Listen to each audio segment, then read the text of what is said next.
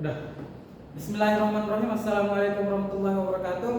Di sini saya akan mempresentasikan sedikit tentang bab atau subbab oleh buku yang diberikan Prof. Nurwati.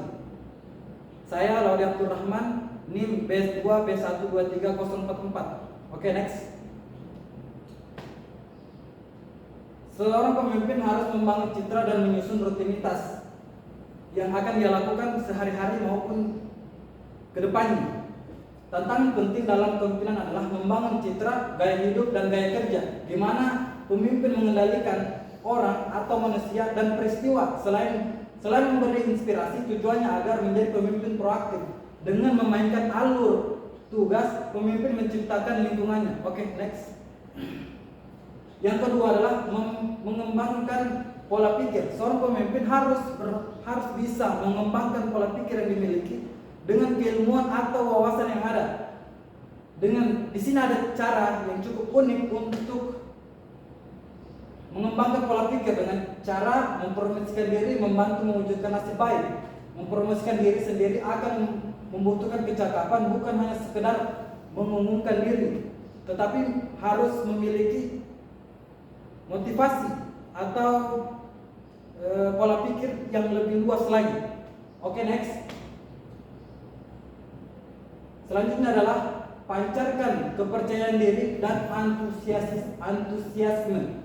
Yang termasuk pola pikir pemimpin bermotivasi adalah keyakinan diri yang halus dan tetapi tampak nyata dan hasrat yang besar terhadap misi yang dijalankan. Seorang pemimpin harus memiliki kepercayaan diri, dan bagaimana cara membangun kepercayaan diri adalah memperbanyak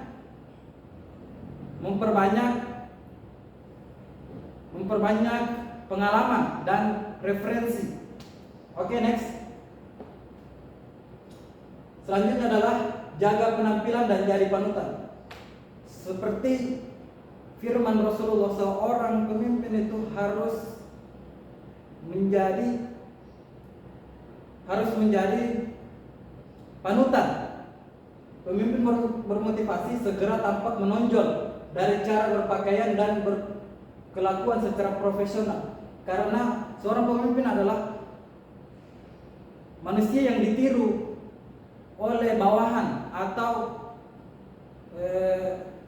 anggota organisasi tersebut. Pemimpin bermotivasi tidak hanya menjadi panutan karena sikapnya yang profesional dan bertanggung jawab saja, namun dia juga menjadi panutan dengan pengetahuannya atas segala hal, sampai dia bisa disebut ahli atau pakar. Oke, next. Berjanji, tepati, dan berkembanglah di dalam organisasi. Seorang pemimpin harus bisa mengembangkan dirinya di organisasi atau di perusahaan yang dia anut dengan cara memperbanyak pengalaman. Pemimpin bermotivasi akan mencocokkan pengetahuannya dengan kebutuhan dan visi organisasi. Oke, next. Temukan kebutuhan organisasi. Seorang pemimpin harus mencari celah atau mencari tahu tentang apa yang dibutuhkan suatu organisasi. Pemimpin bermotivasi berbakat adalah pemimpin yang mengerti bahwa satu-satunya hal yang tak berubah di satu tempat tertentu adalah perubahan itu sendiri. Dan agar berhasil serta bisa membuat perubahan, dia harus beradaptasi dan terus berkembang hingga mendapatkan keunggulan. Contohnya, seorang pemimpin harus siap ditempatkan dimanapun dan harus bisa menjadi bunglon.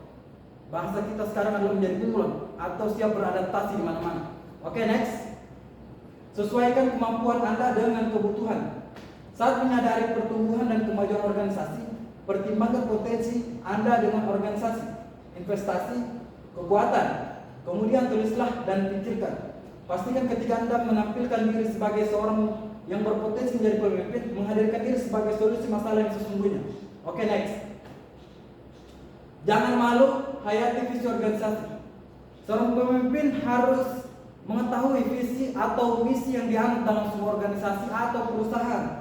Rasa malu merupakan ketegasan yang jika dipadukan dengan sopan santun dan tanggung jawab rasa terhadap orang lain akan menjadikan seorang maupun pemimpin dan menerima tanggung jawab dengan perubahan profesi dan organisasi seiring bergulirnya waktu. visi organisasi juga akan berubah, dan seorang pemimpin harus bisa mengendalikan itu semua. Selanjutnya, oke, next. Seimbangkan loyalitas Anda. Mampu menyeimbangkan loyalitas adalah sarana lain dalam kotak perkakas citra dan rutinitas yang menjadikan Anda pemimpin bermotivasi yang merupakan bagian dari citra dan praktik kehidupan sehari-hari yang menjadikan Anda salah satu dari orang yang mengendalikan lingkungan dan pengalaman orang lain, bukan menjadi seorang yang dikendalikan. Oke, next. Mendapatkan kekuasaan amanat. Seorang pemimpin pasti akan mendapatkan amanat atau kekuasaan.